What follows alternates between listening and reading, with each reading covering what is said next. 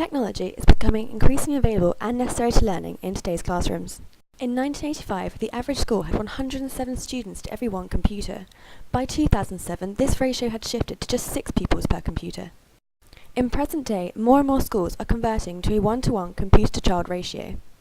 With so much availability at their fingertips, this generation are considered to be technology multitaskers. No longer passive recipients, they are active learners, and some argue digitally literate.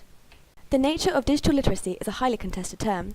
It differs from emergent literacy, which we typically associate with pens, paper and phonics, and rather has become synonymous, perhaps problematically, with encoding and decoding. Cornell University defined digital literacy as the ability to find, evaluate, utilize, share and create content using digital technologies and the internet. So, are digital natives digitally literate? Eng argues that familiarity with technology does not imply that no misunderstandings exist, but rather breadth of use is a considerable factor. At home, computers are often used for the purpose of fun, such as gaming and social networking. However, many people lack experience actually learning with technology.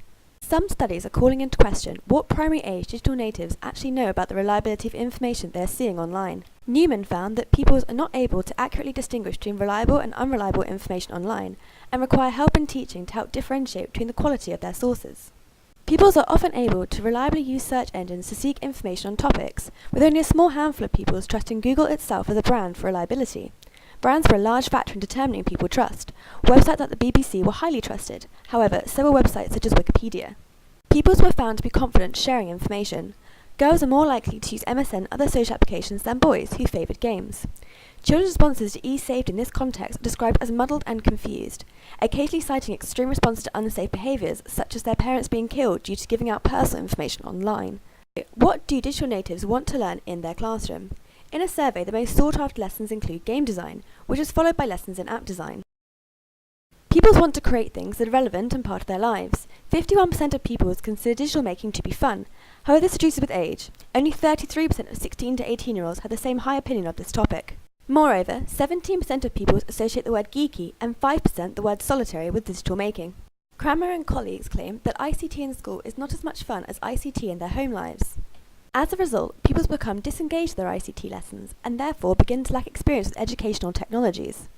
Pupils require explicit teaching of educational technologies. Where social networking and other programs used at home are often learned through tinkering and experimentation, pupils are less likely to do this with educational technologies of their own volition. Homer and colleagues suggest that schools should analyse how ICT is being used at home and how this could transfer into the classroom. ICT needs to be made interesting to inspire motivation in the subject as demand for the skill increases in the workplace. Despite a vast range of programs available, only 9% of teachers use Scratch and similar resources. Lack of training in teachers' perceived ability appears to hinder them from making changes to their ICT lessons. Prensky suggests promoting speed and urgency when presenting information, opposed to traditional slow academic pace, and allowing random access to tasks instead of a set linear progression. An overwhelming number of academics now advocate for the use of games to present information to digital natives. Game creation can provide a powerful motivation for learning. Prensky cites that a gaming program was used successfully to teach complex CAD software to digitally native adult engineers. Gaming may therefore use beyond programming to teach other areas of digital literacy to pupils, such as e-safety and criticality. Although teachers often cite feeling concerned about their subject knowledge, studies suggest that this necessitates people to think outside the box and find solutions to their own issues. Prensky argues further that teachers needn't attempt to keep up with and master all technologies, as this would be a fruitless task. He encourages that they would be divided. Rather than teachers mastering and knowing everything, allow the people to investigate and learn the new technology themselves. The role of the teacher in this relationship becomes helping them evaluate the effectiveness of each technology in varying contexts, a key area of digital literacy many young natives are found to be lacking.